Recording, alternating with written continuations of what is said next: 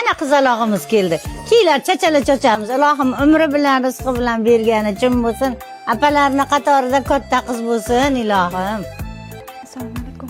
Yana qiz tug'dingmi? Bunisi o'g'il bo'ladi deganding-ku, uchinchi qizni menga keragi yo'q. Sekinroq Mo'min aka, balani qo'rqitib yuborasiz. Bu nima deganing o'g'lim? Qizim siz kiravering, bu gapiraveradi. Ahling joyidami sani?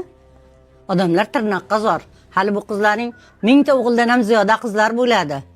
Xudoga shukr degin shuncha qizing borligiga. To'g'risi hamda uka farzanding tug'ilganda hatto raddomga ham bormading. Sen odam bo'lmaysan shekilli. Bor toratingni qil, qo'shni sadillaka o'tib qoptilar. Ta'ziyaga chiqamiz. Ko'ngli yomon bo'lsin. Assalomu alaykum. Va alaykum assalom. Keling qora aka. Ko'ngillari yomon bo'lsin. Yuraversinlar aka.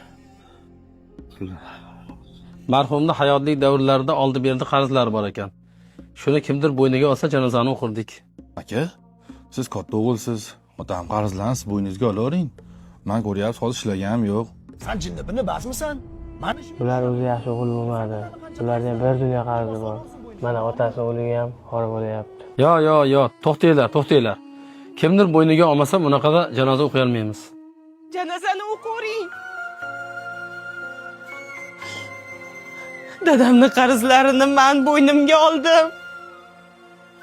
Tarbiya bergan otangizga rahmat qizim. Qani janozani boshlaymiz.